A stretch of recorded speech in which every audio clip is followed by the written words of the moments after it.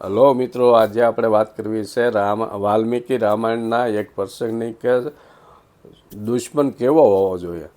તો એમાં પ્રસંગમાં જ્યારે રામ રાવણનું યુદ્ધ ચાલુ થવાનું હોય છે ત્યારે ભગવાન રામેશ્વર ભગવાનની સ્થાપના કરે છે અને એની પૂજા કરવા માટે જાંબુવનજીને કહે છે કે આપણે પૂજા કરવા માટે એવો કોઈ વિદ્વાન બ્રાહ્મણ પંડિત હોય એની શોધ કરો જે શૈવ હોય અને વૈષ્ણવ પણ હોય છે. તો જાંબુવનજી કહે છે કે અહીંયા રાવણ સિવાય આવો પંડિત કોઈ નહીં મળે. એટલે જાંબુવનજી જાય છે રાવણ પાસે અને રાવણને બધી વાત કરે છે. તો રાવણ કહે છે કે તમારા સાથે જે યજમાન છે બે રાજકુમારો, એ અયોધ્યાના બે નિર્વાસિત રાજકુમારો તો નથી ને?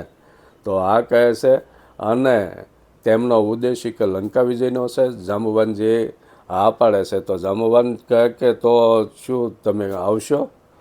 રાવણ કહે હું એવો પંડિત છું કે ગમે તે આવે પૂજા કરાવવા માટે તો હું એને ના ન પાડી શકું. એટલે રાવણ હા પાડે છે. તો જાંબુવન કહે આના માટે અમારે શું સામગ્રી તૈયાર કરવાની? રાવણ કહે વનવાસી બે રાજકુમારોની પાસે શું સામગ્રી હોય, અને પંડિતની એ ફરજ છે કે યજમાન પાસે કોઈ સામગ્રીની વ્યવસ્થા ન હોય તો એ પંડિતને કરી લેવી. એટલે રાવણ કે હું બધી તૈયારી કરીને આવીશ. અને મુહૂર્ત તો રાવણને તો ઢોલિયા 9 ગ્રહ હોય છે. એટલે રાવણ આજ્ઞા કરે છે કે મુહૂર્ત હારું કાઢી દો. તો કાલનું મુહૂર્ત આવે છે વળતા દિવસનું કે વહેલા 5:30. એટલે જાંબુવનજી જાય છે. રાવણ વિચાર કરે છે કે જે કોઈ યજમાન હોય પણ જો પરણેલા હોય તો એના પત્ની એની સાથે બેહવા જોવે. રામ પરણેલા છે પણ એમના પત્ની સીતાજી તો અશોક વાટિકામાં છે. એટલે રાવણ સીતાજીને વાત કરે છે કે કાલે તમારે તૈયાર રહેવાનું છે. આવી રીતનો મેઘનાથજી આવશે. રાવણ જાય છે 5 વાગ્યામાં અને પૂજાની બધી સામગ્રી તૈયાર કરીને રામની બાજુમાં મેઘનાથને કહે છે કે સીતાજીને બેહારો.